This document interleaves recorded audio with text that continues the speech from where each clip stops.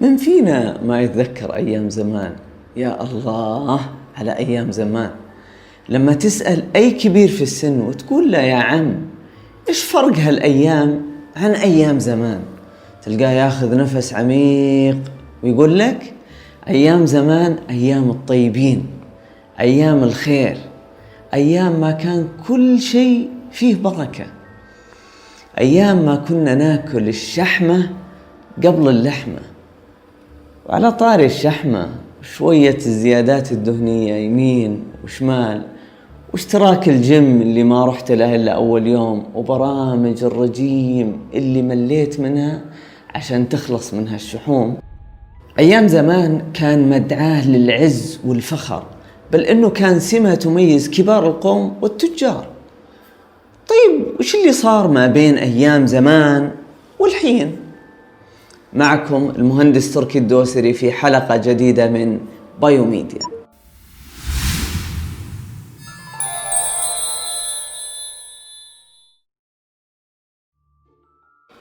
السلام عليكم.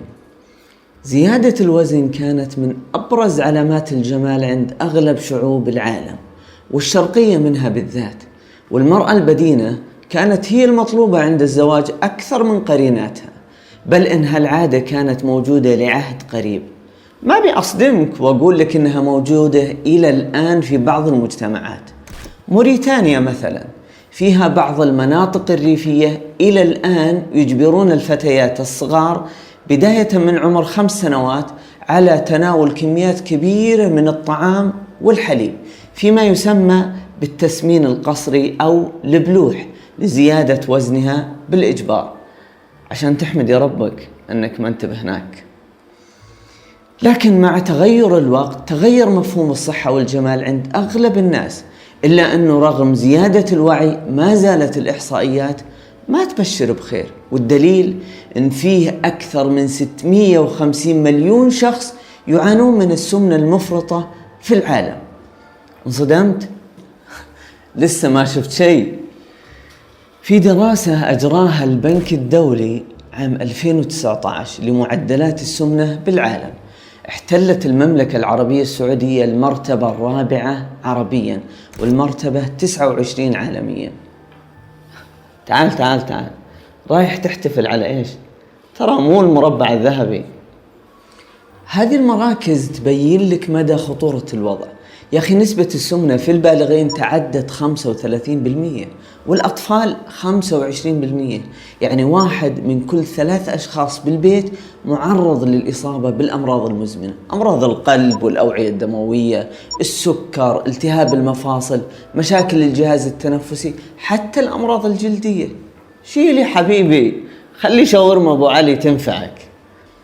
هذا غير الأمراض النفسية والتنمر من نظرة الناس لك وعدم تقبلك لنفسك. يجيني واحد ويقول يا تركي أنا مش سمين مرة بس طول لك عليه، أو واحدة تقول أنا وزني زي وزن بنت خالتي بس هي أطول مني حبتين. ترى الموضوع نسبة وتناسب يا جماعة. في عام 1830 ميلادي اكتشف عالم الرياضيات البلجيكي لامبرد أودر معادلة سهلة وبسيطة تسمى مؤشر كتلة الجسم الBMI أو البادي ماس إندكس.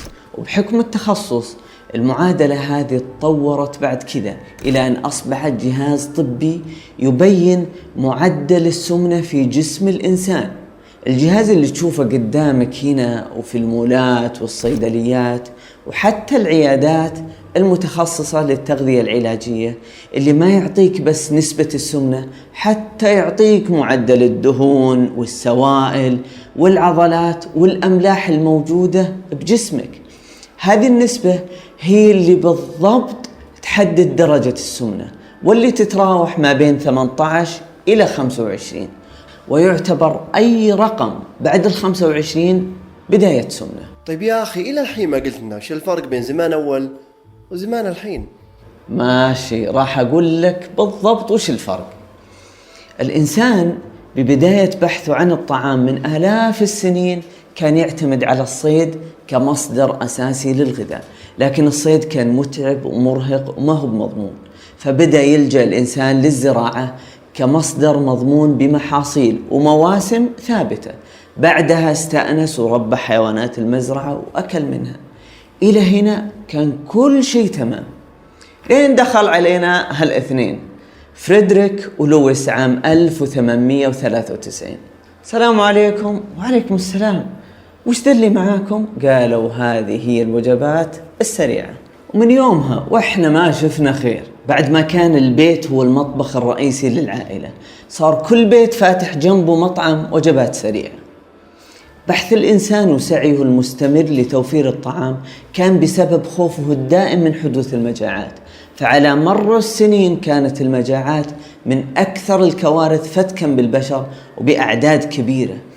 عام 800 ميلادي مات أكثر من 1,000,000 شخص من حضارة المايا بسبب أكبر مجاعة في التاريخ وقتها.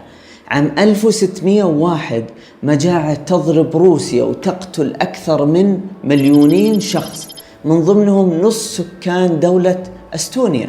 عام 1769 ميلادي 10 ملايين يموتون في بنغلاديش. عام 1783 يموت 11 مليون في الهند فيما يسمى بمجاعة دوجيبارا.